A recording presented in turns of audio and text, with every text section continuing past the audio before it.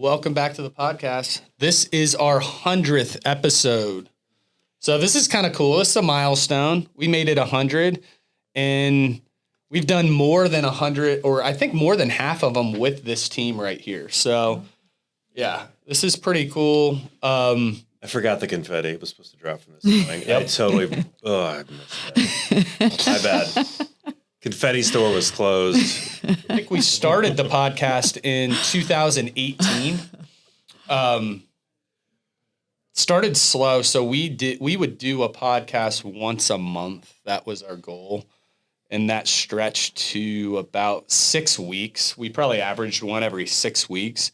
So we would wait until we had a topic we really wanted to cover, and they were typically, the way the podcast started was like we were teaching.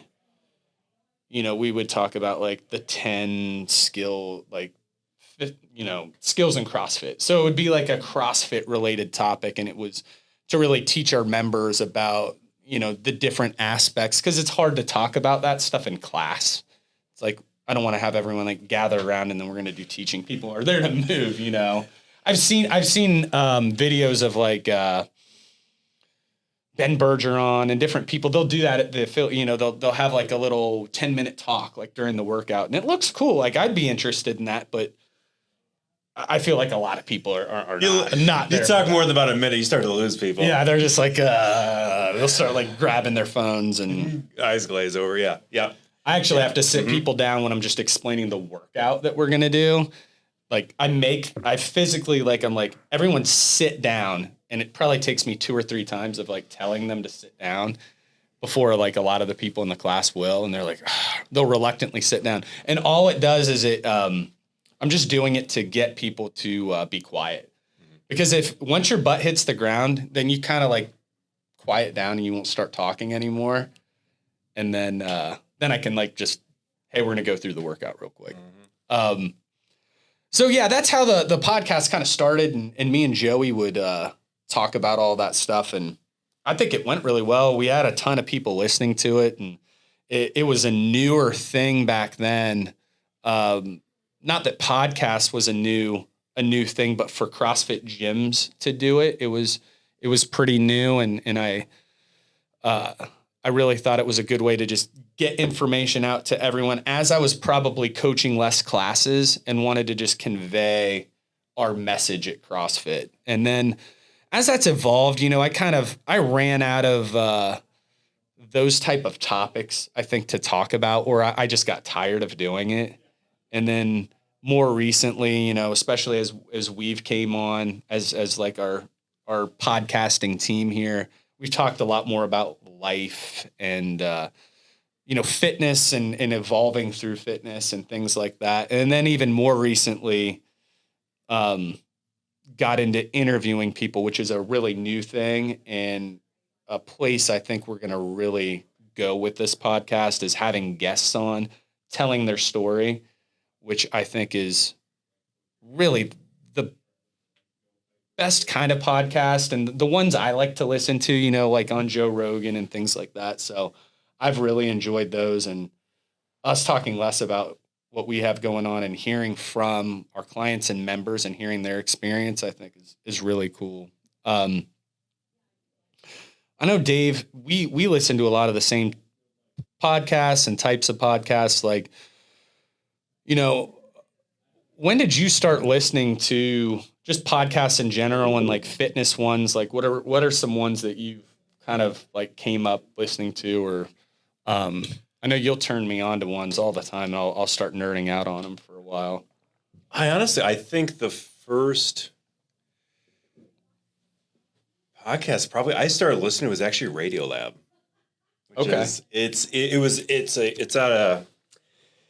It was actually on the show. It used to be on NPR like once a week, like on Sundays. Like it's a podcast now properly, but it was like a very well produced like radio show that was an hour long, and they would just have like random topics from science, all sorts of stuff, but it was like really well produced. They had people on there that were, had experience in media and in broadcasting for like, decades. So it was a really well done show. And then I think Rogan was early on and some people like that. I just didn't really have a way to listen to it for a while. I just never really, I think we were talking about this before. Like I probably didn't get my first smartphone until probably like 2013 or so. Yeah. So I was late to the game with that. Yeah. I actually just used to listen to like talk radio or programs on stuff like that for a while. Probably not until like the mid 2010s that I really started listening to stuff because you just had more apps and ways to listen to on your phone and in your car and stuff. It didn't go straight into your car. I used to take my phone and in my Dakota, I would put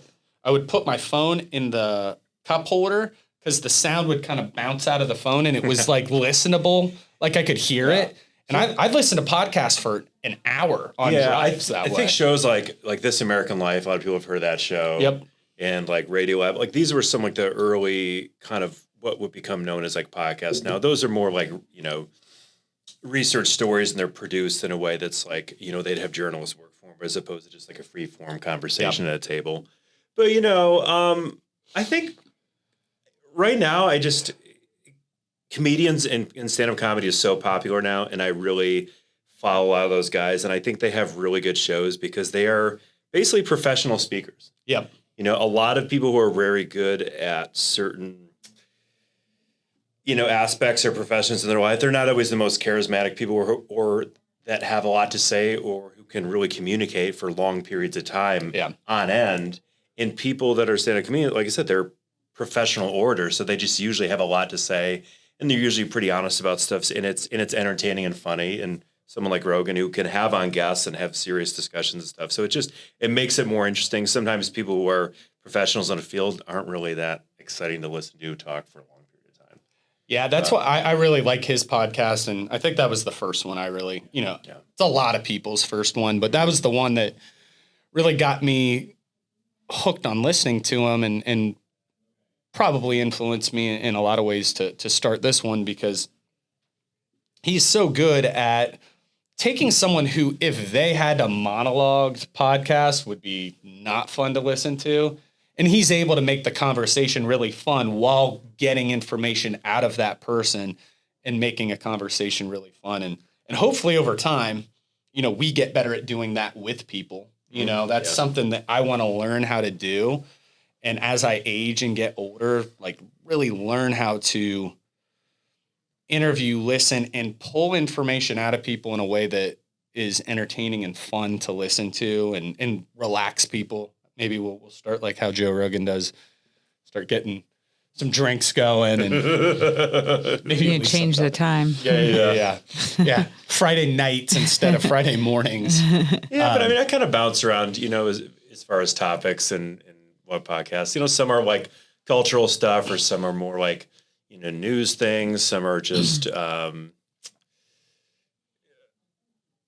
like a Rogan or something like that. It just has people that have on that. It's mostly an interview show, and depending on who the guest is, if I don't like the guest, sometimes I don't listen to the show. I'm more interested in who they're interviewing, and as opposed to the program themselves that I'm like really a fan of. I don't know. I go through stages too where I'm just tired of listening to shit. Yeah, that's me. That's what I say. I used to. I think like I listen to stuff more than my wife does, and I would go on. I'd walk the dogs for a long time each day, and I would kind of listen to stuff, and then.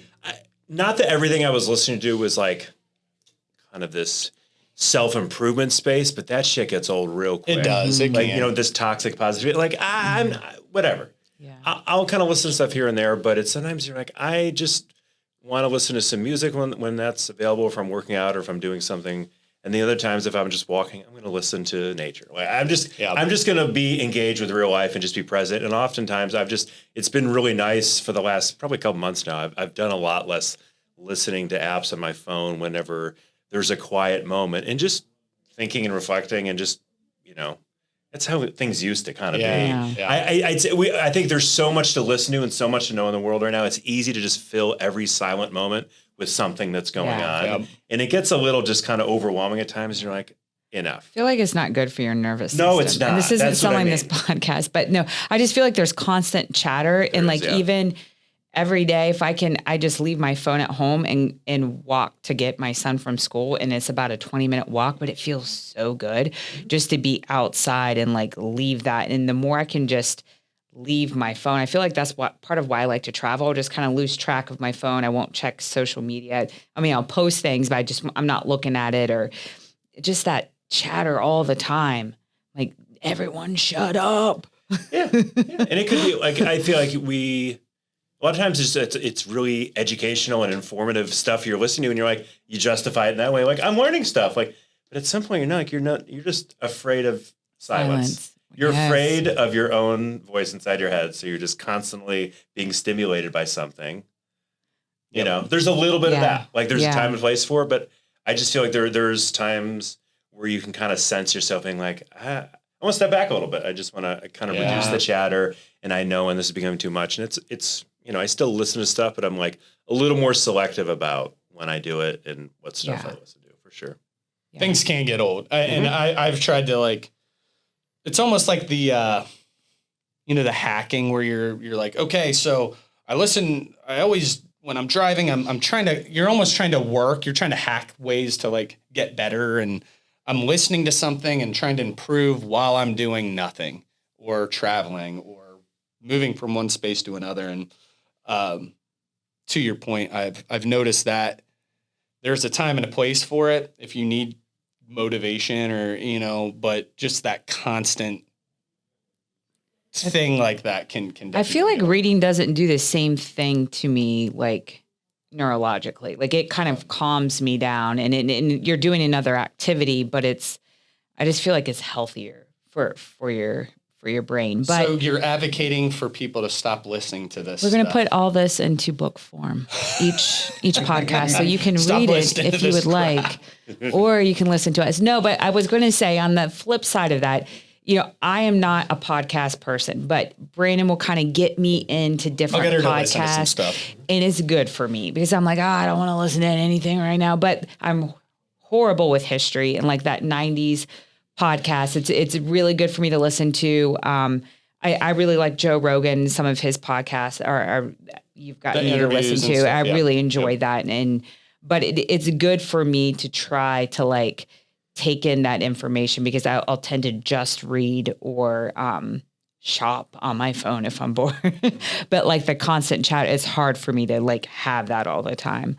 But I think they can be, like, really beneficial, just like anything else. I just feel like everybody's trying to say something, you know, these days. Like, everybody's got something to say, and it is, like, hacks and always improving, and it's just, like, more pressure where, like, we all want to be better, but at a certain point, like, I just want to feel free. If that means I'm, like, less of a like successful person, so be it. I want to be, like, real. I think I wanted to get into a little bit of, like, you know, maybe who just influenced us and got us to the point where we're at, or some of our influencers. And I had that as just sort of a topic today. And, you know, obviously I think with the podcast, you know, Joe Rogan is the biggest podcaster in the world. And, you know, love him or hate him, he's kind of changed that whole thing. And then in the CrossFit space for me, and I don't know how popular it is. I think it's a popular podcast, but Ben Bergeron started a podcast. He had a gym one, and then he has one called Chasing Excellence that he started. And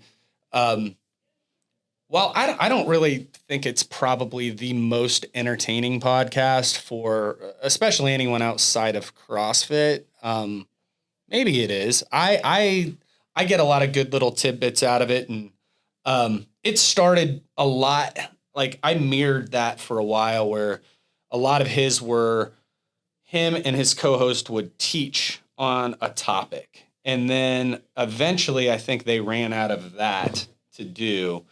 And all they do now is they take viewer questions and then they answer them. So that's kind of where it evolved to.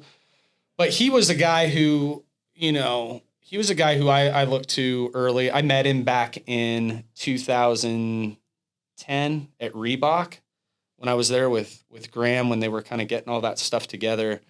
And he was a younger guy then. He was probably, I don't know, 31. Like, he was pretty fresh in the game and wasn't who he was in the whole thing now. And he was kind of helping them get their gym started and showing them how to run a class. And, you know, at that time he was probably 5 years into owning an affiliate.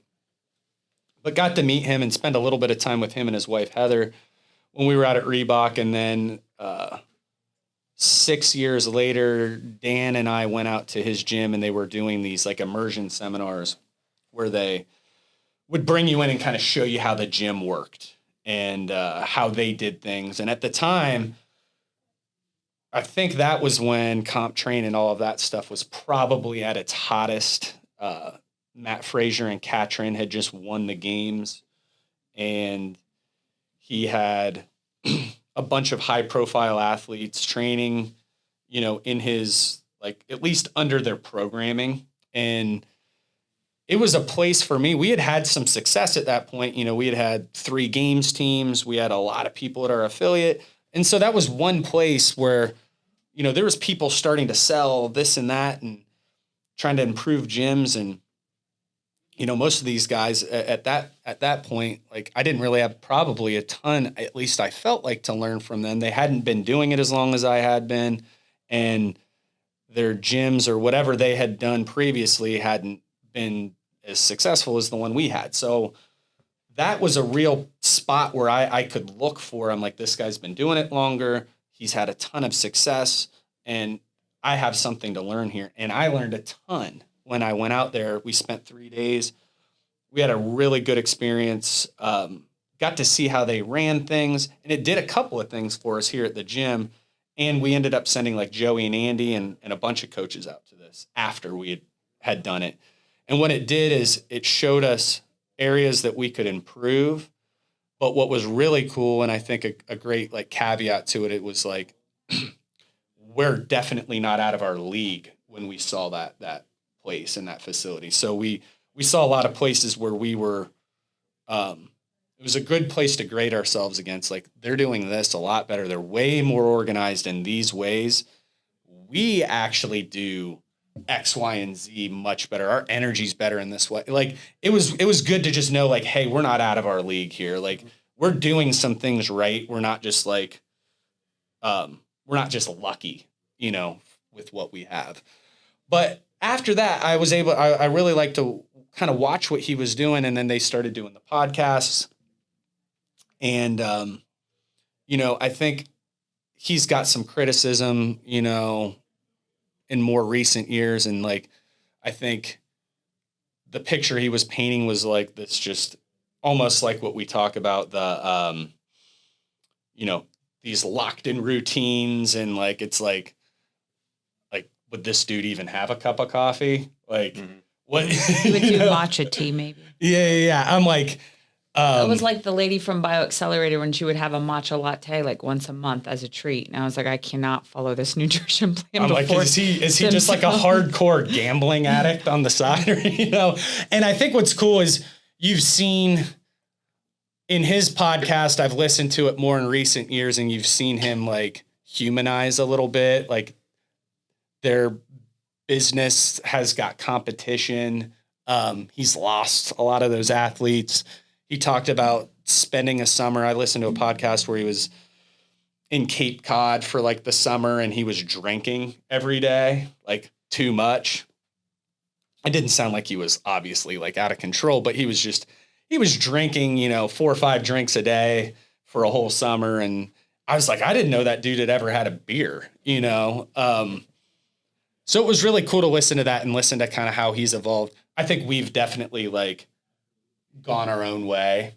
And in a lot of ways, I was kind of like looking at that early on and trying to mirror it. But he's a huge influence on kind of me and someone who I'd look to like as an affiliate owner, as someone who's doing a lot of things and leading a really excellent organization and has his ups and downs. You know, everyone does that, and he's staying the course, and he's had his ups and downs, and it's good to watch someone not just be perfect all the way through. It makes you feel like you're, I guess, you know, you can have your ups and downs as well. I have a bunch of people who influence me, though. You know, I don't know if I want to just like get into listing all of that, but I was like looking at a list.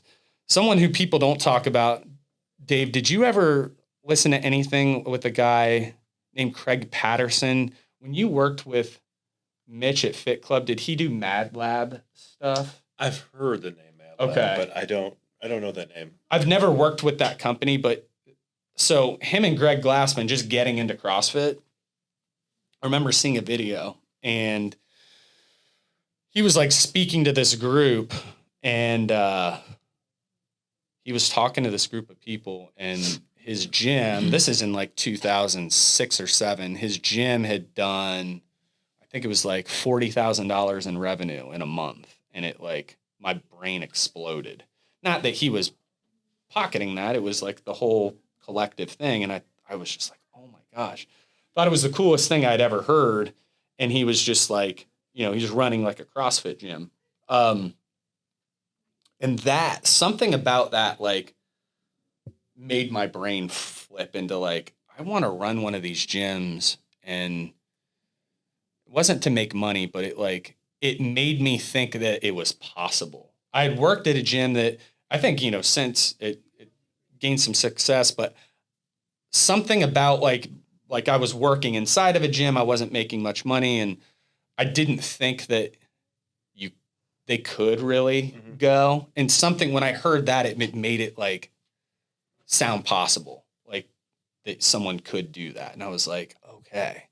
It was like a smaller boutique gym. It's like, oh, it's actually financially thriving. Yeah. Like, oh yeah, this is possible. Like, yeah. Yeah. I just thought the whole nature of these types of gyms was a very humble struggle bus. And it is a lot of times. Yeah. And I lived that for a long time. But that was a cool video. I remember that was definitely get into it for the lifestyle. Like it's not always a career in training and fitness that you're really going to make it, be successful. But you're like, I don't care. I love what I'm doing and I'm active, and you get into it for other reasons. But you're like, oh, well, some people can do well in this. I have to learn a little bit more business sense. And like, there's an education in that, because usually people get in this, they're just kind of gym rats. Yeah. They're athletes. Yeah. You know, we don't want to come here with like MBAs. No. So yeah, I get it. And the people that do, I think, just open up, you know, gyms or do anything in the health and fitness realm to make money. I mean, they're just exposed so quickly. Yeah. It's like you don't love this, you're not living it, you just want to make money, and people can just sniff it out, you know. A lot of people, like guys like that, especially when I opened Barbell, I got a lot of people. I could tell that was sort of their thought, is like, they were email. Like, I don't think anything I've ever done in my career of owning a gym was ever got as much attention from like entrepreneurs and business owners as when I first opened Barbell. And, you know, within that first year, 24/7, you know, no upkeep, 24 hours a day, functional equipment. At the time, there was only like Snap Fitnesses and things like that were 24 hours. They're like glorified hotel gyms. Nothing like a CrossFit style gym in a 24-hour setting. And I got so many people. I mean, it was hundreds of emails asking me about how I did it, what it was doing. All at that time, especially that first year, the business wasn't even viable. Yeah, I was going to say that it didn't work. No, it wasn't even viable. Without classes, it didn't work. I'm floating it with my CrossFit like, this was gym. A good idea, but people like classes. Yeah, I was floating the gym with the CrossFit gym. The CrossFit gym was doing incredibly well right then. And I'm sitting here like, damn it, like this thing's just bleeding cash. Like if I just close this thing down immediately, we'd be a much more profitable venture overall. So a lot of people probably don't know that. And it took us a good year to figure out how to make that a viable business. I think we started classes pretty soon, which helped. Yeah. Like after like a couple months, I think like you and I were having conversations like, hey, we got to start. We did classes immediately. So we started with classes. It wasn't many. So we started with it was called Shred on a Saturday. Yeah. And then we had yoga in the morning. Yeah, that was my idea. It was a bad idea. I was like, Yoga never works. I was like, let's get someone to come in every day of the week. I was like, oh, that was a bad. They'll show up for the first couple weeks and they stop coming. He Everyone kept says showing they up. want yoga, but they don't want to show up routinely. Did we do 5 days a week of yoga Monday Yeah, through Friday? I remember we were spending like $1,200 a month on paying like the yoga instructor for probably like 3 people that were taking it. Yeah. And then I still love yoga though. No, it's nothing against yoga. It just sometimes everyone says they want it. Yeah, but you need like a yoga studio, and it's just it's not. Yeah, it sounds good. Yeah, we started getting a lot of enthusiasm up front, and then it just the numbers dwindle in classes. You know, I just remember I bought. I think we still have them. Like I think it's somehow dwindled down, but we had all the blocks. And I bought blocks and straps for 20-person yoga classes, and daily yoga every single day. And then, we started getting the texts. It started off, there was some people going, and then we started getting the texts like, got no showed again. It was like, after a month of, every other day, there was 0 people coming. Yeah. We had to cut that. But it was popular on Sunday. When we didn't have many classes on Sunday, we would do it. I mean, definitely, I think all the coaches came, but I feel like it was like a 25-person class. Oh, yeah. Did he do it? Did Walter keep doing it on Sunday? He did it for a while, and that's when it was the best. And then we started getting subs in, but then they couldn't get into the gym. And then this person have a key, and then it's Sunday, and you're running into the gym, and it was just. We still get questions about yoga and when we're going to do it again. And so just so anyone who's like newer to the gym knows, we tried for, 7 or 8 years. And we did it once a week on Sundays. And, whenever we would get it back going again, it would do well initially. And then I remember it was down to about 3 to 5 people at the end. And we replaced it with now the 9 a.m. Sunday CrossFit class. And that class went from like 3 to 5 people to like the most popular Sunday CrossFit class. Yeah. And what would always inevitably happen at the old gym too, which was we would have to try and lock the doors after everyone was in there because people had cars. They had as soon as they saw cars, because we had open gym when we were open, but if you were there when we weren't open, people would just show up. I mean, I remember we would unlock the gym, and then it would be like 5 o'clock on a Saturday. We wouldn't have had a class for 5 hours. We'd unlock the gym. 3 or 4 people would just like roll into the parking lot and just come into the gym and start grabbing barbells. I'm like, oh no. Kind of like, that's how I feel about hosting Sound Bass here. It just doesn't, sometimes you need the right space for what you're doing. So we like Moto Yoga, which is, it's really cool. Long story short, people would roll into a yoga class. They'd be doing a quiet yoga class, and in like one side of the gym, people would roll in there, load up a barbell and start doing like clean and jerk drops in the back of the room.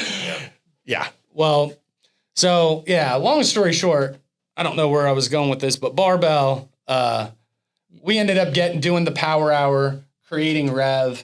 Those started to get legs, and they've evolved into their own programs and all of that. Maybe I'm just talking about our influence outside of here. I really do. I'm not saying barbell created what we see in the whole entire landscape of like open gym model, like new gyms. I do think at least on a local level and somewhat a regional level, it definitely had a huge influence on it. Because we see, there's probably 5 variations of that in Columbus now that were not there before. And some of them are huge, amazing gyms, like American Barbell, all these gyms. And I don't know if our gym had any influence, like at least to just like put that idea in someone's head and do it. But there's some really cool gyms out there. Well, that like you just have to, like, CrossFit gyms are like, usually the owner, often can have another job and they're starting this thing on the side. They're just, they don't make a ton of money at first. Right. And it's really hard to be successful in it for a long period of time unless you find alternative streams of revenue to like for the business, So if you open it, offer different classes or have another facility that's 24/7, all of a sudden you're just broadening the amount of people that would come in. Like you can't really survive in making a living off 100 members at your gym if you want to have any other coaches. Like it's really tough to do. Yeah. I mean, if anyone's never kind of been on that backside of the gym as far as, coaching or owning goes, you have to get creative about, especially there's a lot of competition now. Like you have to be able to separate your gym from others and offer certain things. And if someone's got, you like classes, but if I can't make those all the time, but I still like your business and your gym and your community, like I got to find a way to get them in the door. Yeah. So maybe it's a 24-hour access type of thing, and a lot of gyms are doing that, whether it's something the size of this or a separate facility, maybe just being able to get into your gym. Yeah. So I get it. It's tough. Yeah. I think it was where I kind of like digress was the, Craig Patterson. And then to your point, he didn't just keep running. He still has that gym. It's some sort of, I don't know if it's a CrossFit affiliate, but it's like they have their own system where it's sort of a co-op and it's in Vancouver or somewhere. And I listened to a podcast actually with him recently where he's got to like rework everything because something about the housing market in Canada or there is like, we think it's bad here in Columbus. It's like worse. Yeah. It's like people can't afford to live there. And he's like, my whole model isn't working anymore here. But to that point, like he had to start Mad Lab. He wasn't just running the gym. Like, he eventually started Mad Lab to share what he was doing and probably make some more money to do that. And then, Greg Glassman obviously is the founder of CrossFit.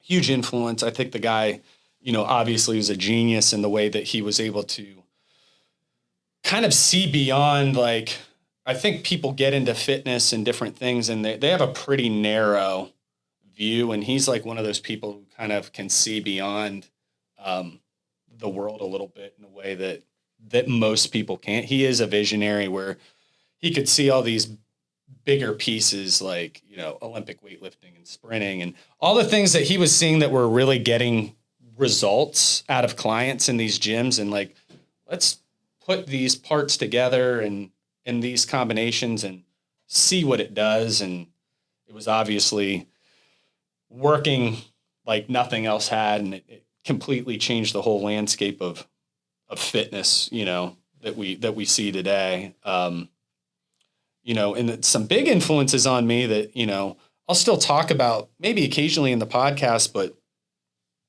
two phys ed teacher mentors that I had were the guy who I mentored under was when I was student teaching was a guy named Jim Joseph. And he was a gym teacher, but then he owned a lawn care business and still does, I think, in New Albany. I need to catch up with him, just stop by his house when we're driving out to my parents and kind of talk to him about what we've done here. I haven't hardly talked to him in almost 20 years. And but what was so cool is he had a pretty good cushy gym teacher job. And then he had, I think like a 40 or 50 lawn, landscaping business. And he made about $1,000 a lawn that he'd take care of for the year. And I like did the math and I'm like, oh, okay. So, cause I was just going to be a teacher and I knew like where he was at on the pay scale. I'm like, he's making a good living at a big house and his wife didn't work and he had a couple kids and he was doing it. And I was like, it just got me again, the entrepreneurial stuff started to flow. I'm like, okay, this is like, how can you do what you love without being broke? Yes, exactly. And I worked for him and landscaped and mowed lawns with him. You should write a book if you find the answer to that. Yeah. And then Ralph, who founded CrossFit New Albany, but it was called Sport Fit. It was a baseball school.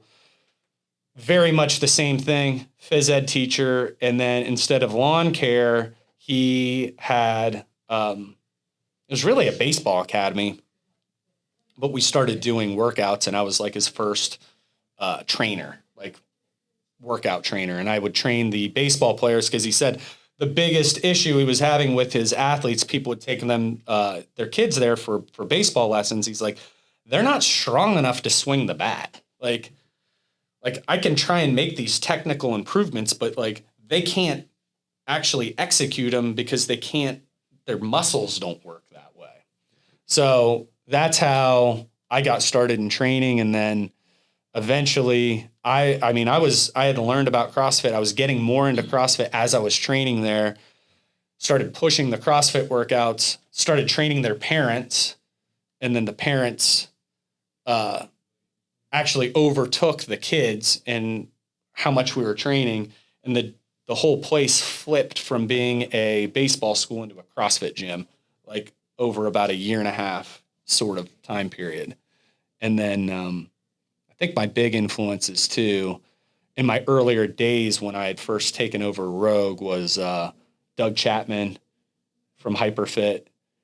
So he gets left out, and it kind of bums me out. I actually heard it bummed me out, like in Ben's Bergeron was talking about like his early competition. He was talking about like not Mayhem, but Outlaw and Misfit and some of these other things. And I'm like, Hyperfit was I think like the first like big super camp that it really doesn't get discussed enough, because Doug isn't just out there self-promoting the way that a lot of other people do, but he was the first and I think really the best CrossFit coach in those early days. He was awesome and helped me a lot, especially when I was competing. I know you worked with him.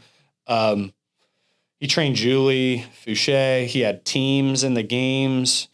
He really had a big niche of masters athletes. And he had a ton of these awesome athletes and a thriving gym. And he was running these training camps. He was doing all kinds of innovative stuff, even with video and photo. So he could do that stuff as well. So he had a lot of different tools. He's kind of scaled back and he trains a lot of people, I think, out of his house now, and mostly like kids who wrestle and then like local people. I think, he got burnt by a few athletes and it left him a little jaded maybe. Yeah. But him, and then also Bill Henninger from Rogue. So he did not have a lot of time to work with myself and Graham. But what I will say, and what we both did, myself and Graham, is when he spoke, we really listened to how he had set up his gym and got things going and his system. And we worked that system and ran it really well, I feel like, out of that original Rogue gym. And it taught me so much about how to organize a business. He had a very simple system, and it wasn't, meant for probably a ton of people, 100 members or so was what it was meant to get to, maybe 150. And, but I had no idea what I was doing before that. And a lot of things that I talk about now, a lot of the ways I set up my classes, even when we see like the COVID boxes, the way he set up his gym was like all on platforms and racks. And we still see those old racks in the gym, the S1s. Those are all from the old gym. And Dave will remember when you walked in, you had 10 racks and then 10 wooden platforms and then a pull-up rig. And the class was really set up the gym was set up for about a dozen people. And why we had to move is we had started to about double the size of those classes and kind of squeeze people in there. But it helped me really be able to conceptualize how to set up a room and how to run a really efficient CrossFit gym that I think to this day has given myself and just our facility and gym a real advantage over a lot of people who, when they get started, I'll look at their gyms and not to like, shit on them or anything. They just but you walk in, you're like, I don't like this. Yeah, there's a feeling of like, I don't like how it's not organized. You do you, but like there's a certain sense of like you kind of know what works. And there's probably a few ways that do work, and there's plenty of ways that don't. But yeah, I know what you mean. I've been in some places where I just don't like the setup as much. I would have done it differently. Yep. Type of thing. Yeah. And just as the way they're running a class, or just like where you stand and how you do it is just, it's kind of like shot off the hip, and it just doesn't make sense. But the thing is, that's how I ran classes before I learned from him. So that was something I really was able to get from him and kind of go and run with it. this podcast, I think, is kind of ran all over the place, but I think, what I wanted to do with it is just reflect on, we've done 100 of these now. I think we're starting to, it's always going to evolve and change. It's not just going to be interviewing people. It's not going to just be reflecting on what we've done in the past. But I think what I want to do with it and what we've kind of talked about doing is, doing a lot of interviewing people. At least half of our podcasts, like trying to bring people in and interviewing, getting back maybe to teaching a little bit more, because some of those lessons that we have taught, I think, I don't think people are going back to, our 10th podcast and diving into that. So touching back on some of those things, not being redundant, but just getting back to teaching, especially our newer listeners. A lot of the people who just come to the gym are the people who are listening to this. And then also following up with things not as often, because we're going to we have a weekly newsletter now, but talking about like the programming, where the gym's going, what's going on with our like competition teams. We'll be doing a podcast with Drake pretty soon about, depending on where they go. We're in quarterfinals right now, kind of reflecting on the season and where we're going to go with that next year for all our competitive folks. We had a great season. Like so far, we had over 60 quarterfinalists. Again, I think the most in the state by a good margin, and then 2 teams, which again, I think that's the only gym in the state that had 2 quarterfinal teams. And I was actually like, not really even joking. I think we can actually make a run at maybe having the most quarterfinalists out of all 11,000 affiliates in the world. If we just make like a concerted effort to get people to sign up, I think that would be a fun goal. Even if people aren't trying to be competitive, we just have a lot of good athletes here. If they just like check the box, like we'll probably get them in. So I'm excited for the next 100, and I think we'll hit that in, just over 2 years. We're hitting these about once a week. We'll miss next week. We won't have a podcast next week. The following week, I'm hoping to have a guest. We have him scheduled. Jonathan Capps, who, if you guys are listening to this, watch the Netflix show Blown Away. It's about glass blowing competition, and he's a member, and he does very well on the show. I won't give anything away, but go ahead and watch that show, and you might be able to run through the whole series by the time he comes on, and you'll get to hear him reflecting on his experience being on a reality competition show like that, which I think is going to be really cool. You guys have anything to add today? No, we're good. No? All right, I kind of monologue there for a little bit at the end. I'm going to try and talk less next time. All right, I'll see you guys. See you guys in 2 weeks.